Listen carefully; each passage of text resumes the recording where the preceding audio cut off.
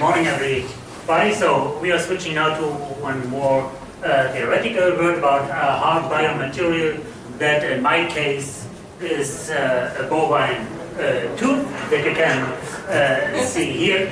And the outline is very short because I will present you the mathematical model. I will show you the parameter identification and what you can get out of the model, and then conclude my talk. So start with the motivation. Here you can see a tooth of a cow. Yeah, it consists of dentin in the center and surrounded by enamel.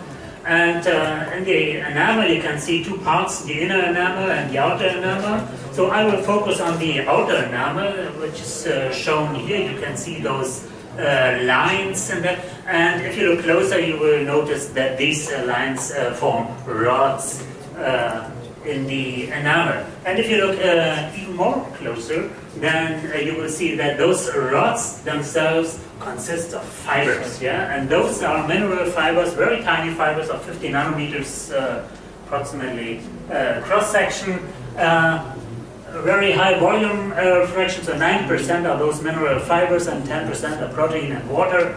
And you can say, okay, we have in that enamel a structure of fibers, yeah, so a hierarchical microstructure. And yeah, so we are going to model this microstructure. We don't want to model all the mineral fibers. So we start with the fibers and some protein surrounding, build some microstructure, and then we homogenize this let's say, first hierarchical level microstructure to some homogenized material model, and this is what I'm talking about today, this homogenization model and the presentation of the model that fits then into that homogenized microstructure with which we can then model the, let's say, second level of hierarchical structure. So this is the microstructure in a simplified way. So this is the second level, so these are the rods of fibers. You can see here the micrograph embedded in that graph. Yeah, they are unidirectionally aligned with 9% volume fraction. And if you again look closer, you see those mineral fibers, and you can say it's approximately a self-similar microstructure. So you've got those mineral fibers which form the same microstructure as the second hierarchical level. So in that first hierarchical level, so the mineral fibers and the protein are modeled like that, with that kind of unit cell. So those fibers are ending fibers, so they're not infinitely long, and they are arranged in a staggered manner. And we have mineral material, which is an elastic material with some damage model in there. And the protein is also an elastic. It's a bit more complicated. So in the literature you can find that the Ruder-Boyce model is appropriate for modeling protein. And so we use that again with some damage term, and so a continuum damage model to model the damage there. So, and of course we have an interface between the mineral fibers and the protein matrix. So we are using a cohesive zone model to model the debonding between fiber and matrix with a very simple law with linear softening behavior. So now let's come to the mathematical model for the second hierarchy level, what we are going to develop in the next 5 minutes. So it's based on a, let's say, thermodynamically consistent framework. And what should it contain? It should contain, of course, the general, let's say, isotropic behavior. That's one term. The second term might occur because of the stiffening effect of the fibers. A third term could occur because the microstructure within the unit cell might have some specific features, for example, a rotation of the fiber within that microstructure. And if you pull this microstructure, you might also have at the end some longer debonding effect, which might not be affected by strains at all, but by absolute displacement of the microstructure. So 4 terms, and we have got these 4 terms here in our energy contribution that I listed, that I said before. So, and we've got 4 damage variables. Of course, we've got the fiber damage. Fibers can break. The matrix may fail. The interface may debond. And the effect of shear failure. So when you get this large debonding region, there might be some additional effective shear failure, which I now call alpha here. So 4 damage contributions are embedded in that feature as well. So let's come to some peculiarities in each of those parts of the model. For example, the isotropic part of the material.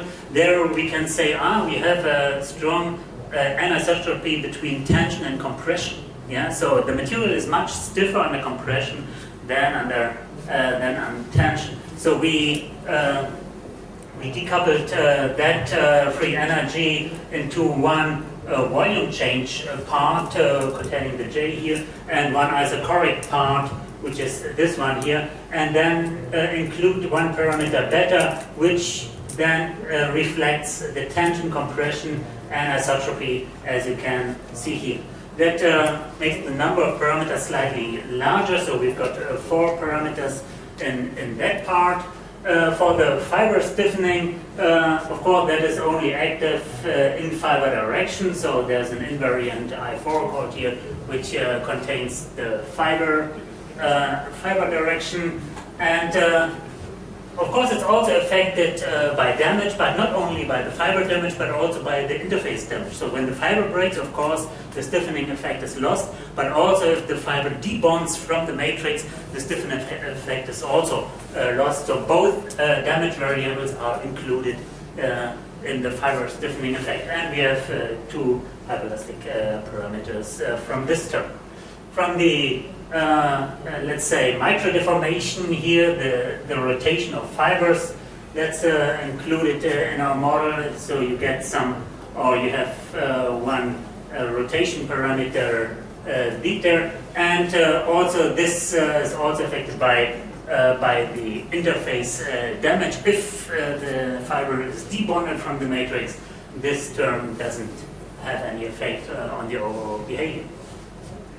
So, and we've got this strange shear deformation or shear debonding part, where we say, okay, that's damage, effective damage alpha consists of the quadratic sum of the matrix damage and the interface damage, and there's no elasticity included in that term. But altogether, we've got 7 parameters for the elasticity. Quite a lot, but okay, that's it. So for the damage, we are talking about the driving force for damage, which is the derivative of the free energy by the respective damage variables. So we get 4 damage driving forces, but actually we only have 2 main failure mechanisms. So either the fiber can break, fiber breaking is one damage mechanism, or the fiber could debond, or matrix damage is another failure mode. So we define 2 damage potentials for those failure mechanisms instead of, or for those 4 driving forces. And the fiber breaking damage potential here, that's the consistency condition, is defined by the driving force minus the resistance of the fiber, which of course depends on the fiber damage, and the resistance law can be defined as you like. So here we use a rather simple exponential law with just 2 parameters, and put that into the resistance and the damage potential function.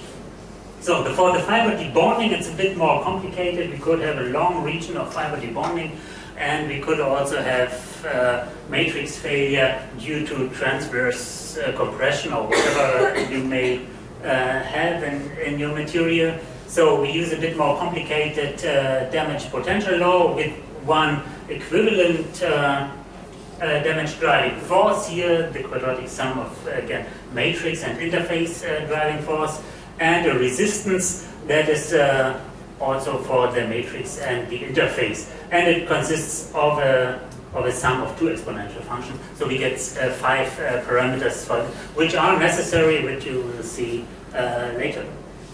Yeah, so 7 parameters altogether for the damager.